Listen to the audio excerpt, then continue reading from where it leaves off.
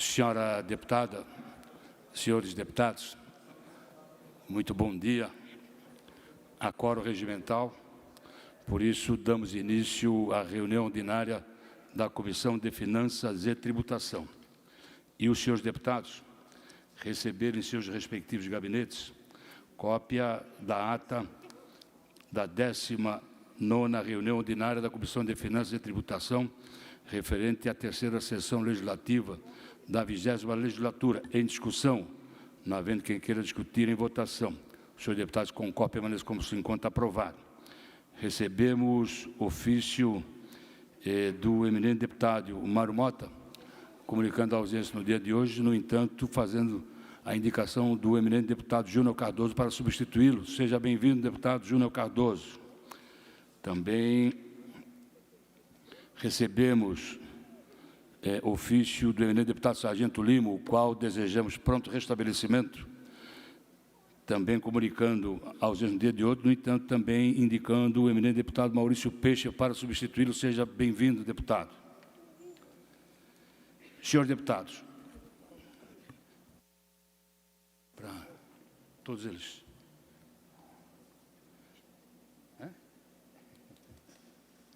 Senhores deputados, vamos à pauta.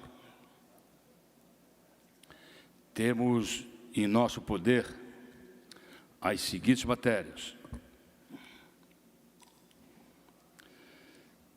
de origem da mesa diretora desta Casa, projeto de resolução 008/2025, que autoriza a Assembleia Legislativa do Estado de Santa Catarina, por meio da mesa, a adotar as providências administrativas necessárias à premiação das escolas vencedoras do Prêmio Lume, Escola Referência. O projeto de resolução já tramitou na Comissão de Constituição e Justiça, recebendo voto parecer, e veio a esta comissão, avoquei a sua relatoria e examinei toda a documentação necessária e atende aos preceitos legais, principalmente da Lei de Responsabilidade Fiscal, razão pela qual emito o meu relatório e voto, que é pela aprovação da matéria na forma original. Coloco em discussão o parecer, não havendo quem queira discutir em votação. Os senhores deputados com cópia permaneçam como se encontram, aprovado. Também tem projeto de lei que autoriza a doação de imóvel no município de Santa Helena. Trata-se de um imóvel, o complexo esportivo, que hoje já está em cessão de uso por parte do município há mais de 20 anos. Lembro-me bem quando esse processo todo se iniciou com o então deputado estadual Onofre Santo Agostinho. Quando o governo fez a cessão de uso há mais de 20 anos atrás, o prazo venceu e esse deputado fez o projeto de lei prorrogando o prazo, mas sempre houve o desejo da municipalidade de ter aquele complexo como propriedade do município. Fruto de entendimento desta Casa com o governo do Estado e com o município, aportou, então, o projeto de lei, fazendo a doação de todo o complexo esportivo do Estado para a municipalidades, município de Santa Helena. O projeto já tramitou na Comissão de Constituição e Justiça, recebeu parecer favorável na sua originalidade, e também no âmbito interno desta comissão, o meu voto é pela aprovação da matéria, em discussão, não havendo quem queira discutir em votação. Os senhores deputados com cópia permanecem como se encontra, aprovado.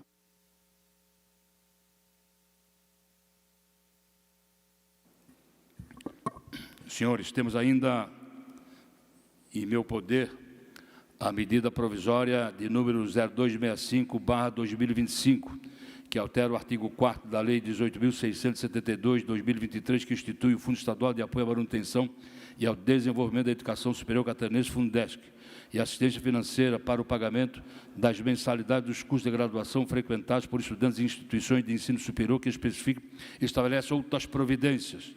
A autoria da MP é do Governo do Estado.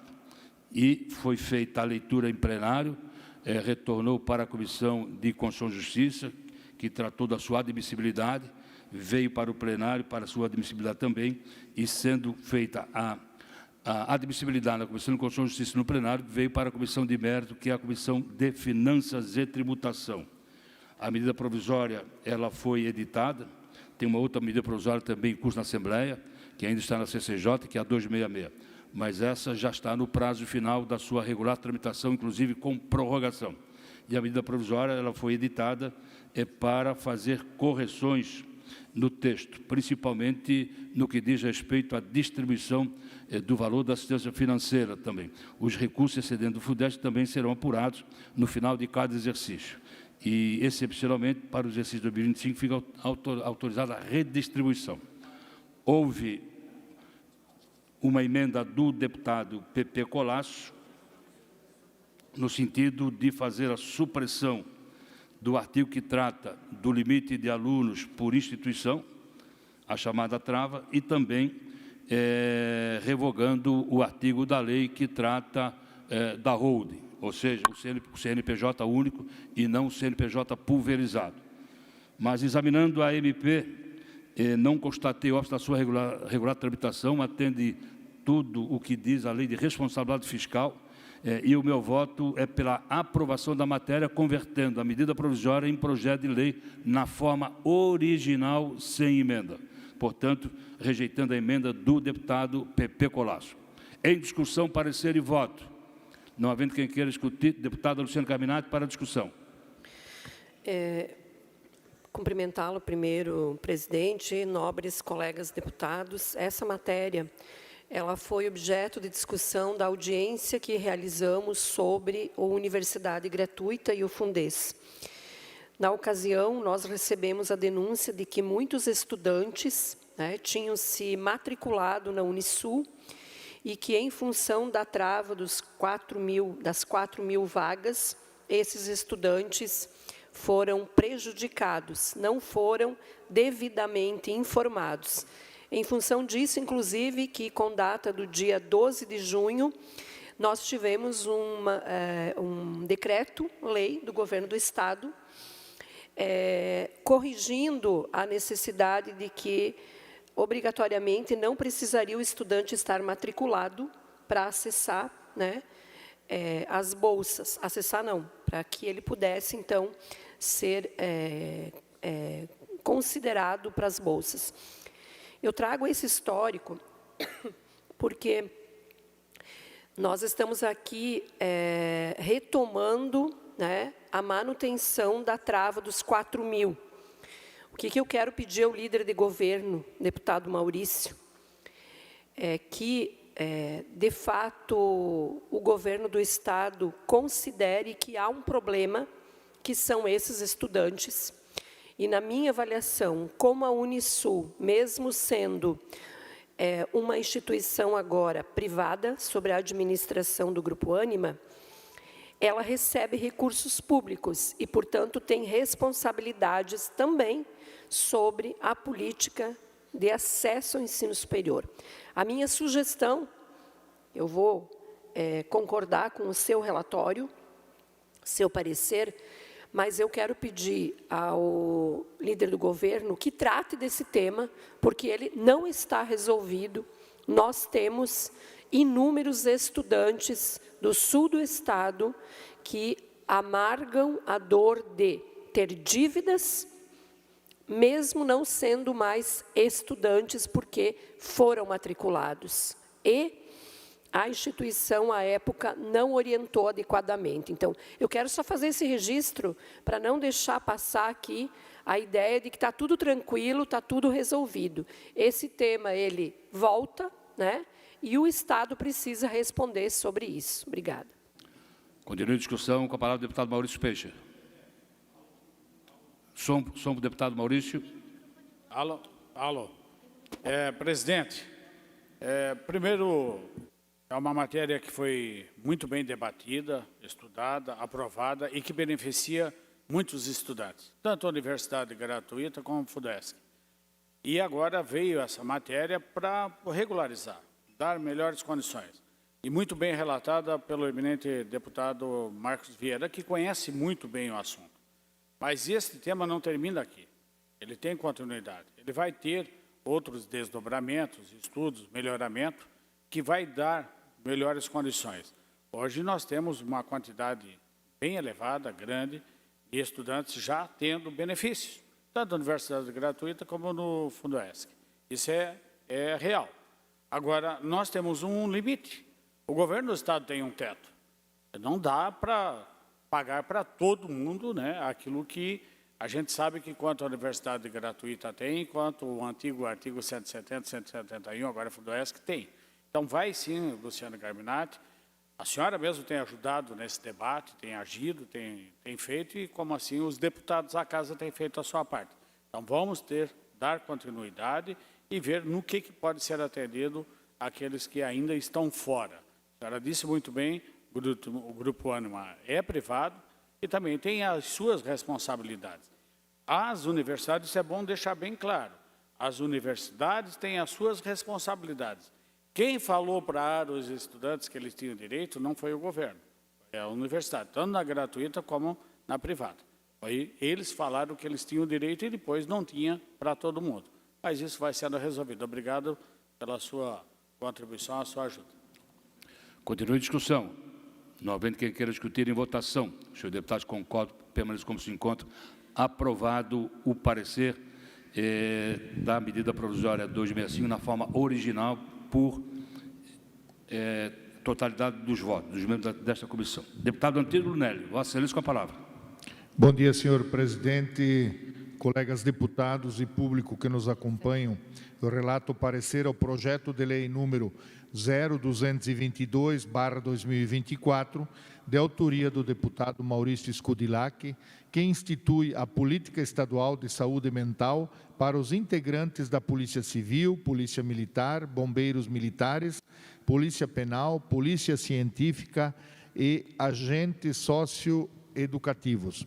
A matéria foi lida no expediente do dia 23 de maio de 2024 e na Comissão de Justiça. Após a instrução, o relator emitiu o voto pela admissibilidade, sendo aprovado por unanimidade. Cabe a esta comissão o exame dos aspectos financeiros e orçamentários, exercendo a função legislativa e fiscalizadora. Importante frisar que, à exceção da Procuradoria-Geral do Estado, as manifestações da Secretaria da Justiça e Reintegração Social, da Polícia Militar, Polícia Civil, Polícia Científica e da Secretaria da Saúde entendem da relevância do tema e do interesse público, sendo todas favoráveis à matéria. Ressalto que os aspectos da constitucionalidade e legalidade já foram superados, com a base na ausência de inconstitucionalidade formal ou material.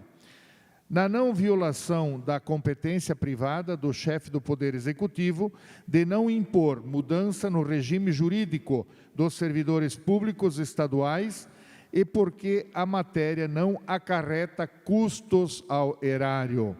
A demanda nasce com o fito de cuidar dos abnegados servidores públicos estaduais e da segurança pública que atuam na prevenção e defesa da ordem pública e que têm o dever de garantir uma sociedade segura por meio da oferta de uma política estadual para a garantia da manutenção da saúde mental, situação essencial e continuidade do árduo trabalho por eles exercido, assim como para a qualidade de vida dos profissionais.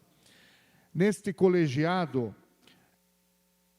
a matéria não traz, em primeiro senso, dispositivos que criem despesas públicas, tendo em vista que a proposta versa sobre política estadual, o que igualmente de plano não acarreta despesa ao erário ou sequer acusa óbice orçamentário financeiro, elencando em seu conteúdo um rol de diretrizes de promoção da saúde mental em prol dos servidores públicos estaduais e da segurança.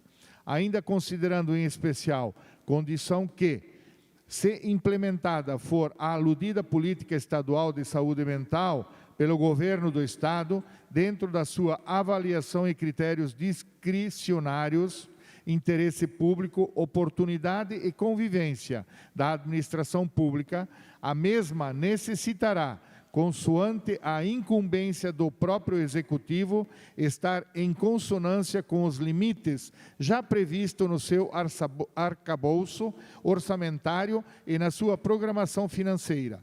Isto é, deverá ter a mencionada despesa compreendida no seu planejamento orçamentário financeiro, observando-se especialmente o limite de suas dotações e da programação financeira, cumprindo os emanados de compatibilidade e adequação à peça orçamentária. O mês de setembro é dedicado à prevenção ao suicídio. No Brasil, desde 2015, o Centro de Valorização da Vida institui o Setembro Amarelo como um período de reflexão e conscientização para a importância da saúde mental. Apesar de a campanha estar concentrada neste mês, o cuidado com a saúde mental deve ser cultivado ao longo de todo o ano e incentivado em todas as idades. Ante o exposto, por entender também que a matéria carrega indiscutível interesse público, voto pela aprovação do projeto de lei número 0222/2024, devendo a matéria ser remetida à Comissão de Trabalho e após à Comissão de Saúde. Seria isso, senhor presidente.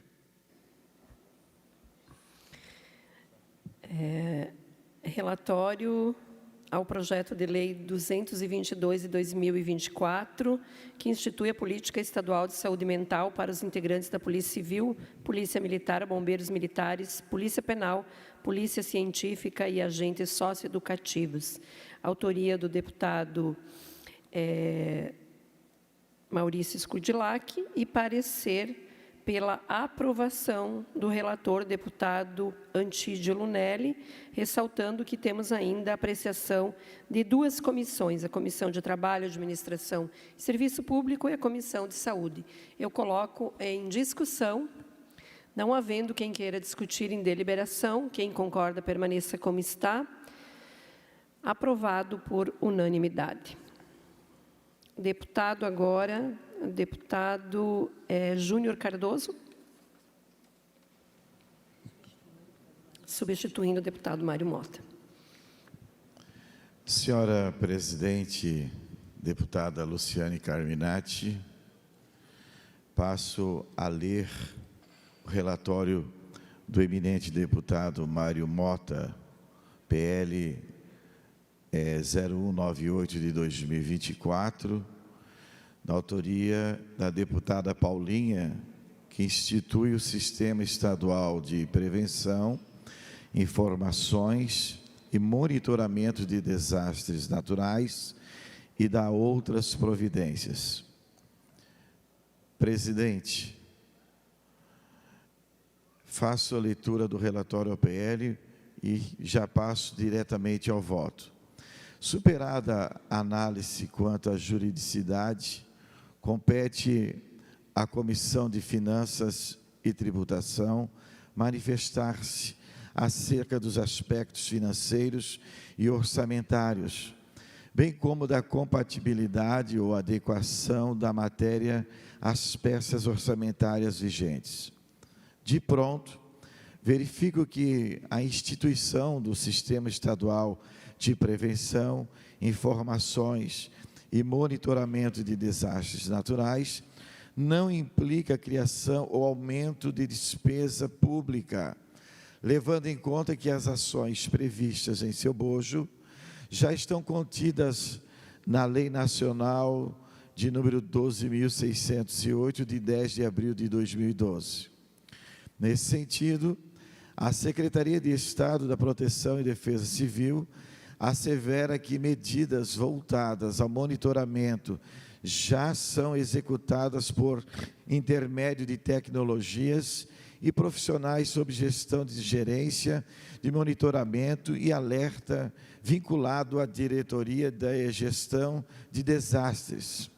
Além disso, no que concerne à esfera de habilitação ou de habitação e relocação de comunidades atingidas por catástrofes e também de moradores em área de risco, no artigo 14 da legislação nacional, estabelece que os programas habitacionais dos entes federativos devem priorizar a relocação de comunidades atingidas e de moradores de áreas de risco. Consoante a isso, uma das modalidades do programa Santa Catarina Mais Moradia, instituído pela Lei de número 18.482, é direcionada à construção de unidades habitacionais para a doação em substituição de imóveis destruídos ou interditados de maneira definitiva, em razão de evento natural adverso e de imóveis localizados em áreas de risco iminente. Ante o exposto no âmbito desta Comissão de Finanças e Tributação, voto pela aprovação do projeto de lei de número 0198/2024. Voto pela aprovação, senhora presidente. Projeto de lei 198 de 2024, de autoria da deputada Paulinha, relatoria do deputado Mário Mota, feita a leitura pelo deputado Júnior Cardoso, que institui o Sistema Estadual de Prevenção, Informações e Monitoramento de Desastres Naturais e da outras providências. Parecer pela aprovação, considerando ainda que temos duas comissões, a Comissão de Trabalho, Administração e Serviço Público e a Comissão de Defesa Civil e Desastres Naturais. Eu coloco essa matéria em discussão. Deputado Gessé.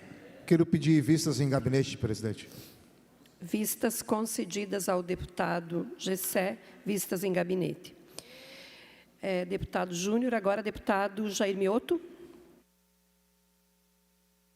Sim, senhora presidente.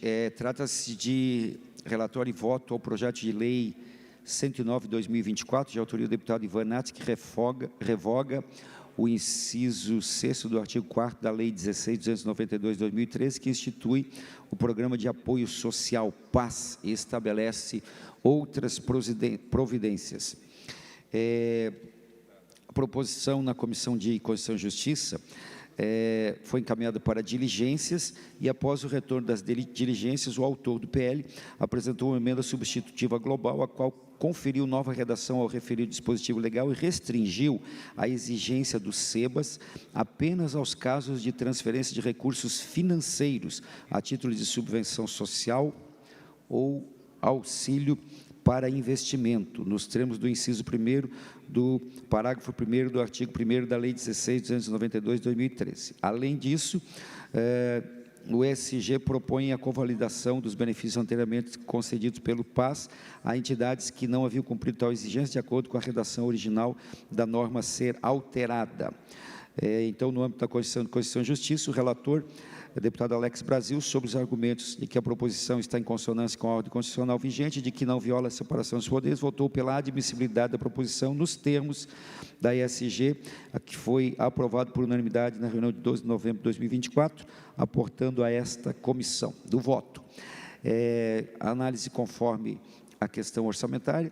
Observo que o projeto de lei 109/2024, com redação da emenda substitutiva global aprovado pelo CCJ, propõe a alteração da lei 16.292/2013, institui o Programa de Apoio Social PAS, estabelece outras providências a fim de restringir a exigência de apresentação do SEBAS, Certificado de Entidade Beneficente de Assistência Social, apenas as hipóteses de repasse direto de recursos financeiros a título de subvenção social ou auxílio para investimento. A proposição concentra-se na adequação do requisito legal para acesso aos benefícios do programa, sem prever de forma direta a criação de novas despesas públicas ou a instituição de encargos orçamentários adicionais de caráter significativo.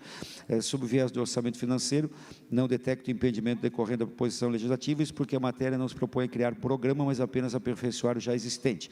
A alteração legislativa proposta por meio da restrição da exigência dos SEBAS, apenas as hipóteses de repasse direto de recursos financeiros a título de subvenção social ou auxílio para investimento, estabelece critério de controle adequado para as transferências que envolvem maior impacto fiscal. Ao mesmo tempo, permite que outras formas de apoio previstas na Lei 16.292 continuem a ser acessíveis por entidades que, embora desempenhem atividades relevantes para a comunidade, encontram dificuldade na obtenção de certificação. Tal ajuste fortalece a efetividade do programa, uma vez que assegura a continuidade das iniciativas sociais que atendem a demandas locais sem afastar os mecanismos de transparência e responsabilidade já existentes na legislação. Ademais, ao prever a convalidação dos benefícios anteriormente concedidos, a proposta tem o condão de evitar o comprometimento da continuidade das ações sociais. Diante disso, verifica-se que a medida contribui para ampliar a rede de apoio social sem afastar os parâmetros mínimos de controles exigidos pela legislação, de tal forma que é conveniente e oportuna a sua aprovação. Ante o exposto, voto com base nos artigos regimentais 73.2 e 144.2, no âmbito dessa Comissão de Finanças e Tributação, pela aprovação do projeto de lei 515/2003, na forma da emenda substitutiva global aprovada na CCJ. É o voto, senhora presidente, pela aprovação. Projeto de lei 109 de 2024, que revoga o inciso 6º do artigo 4º da lei 16.292 de 2013, que institui o Programa de Apoio Social PAS e estabelece outras providências. Autoria, deputado Ivan Nats, relatoria do deputado Jair Mioto. Pela aprovação, eu coloco em discussão e já solicito, avoco o pedido de vistas a essa matéria, presidente. Sim, senhora presidente, só corrigindo o projeto de lei 109, a redação estava equivocada aqui no final. Muito obrigado. Sim, eu falei 109. É eu que falei errado aqui, desculpa. Tá bom. Feita a correção. São essas as matérias da sessão da Comissão de Finanças e Tributação. Eu agradeço a presença de todos e todas. Até quarta-feira da próxima semana. Muito obrigada.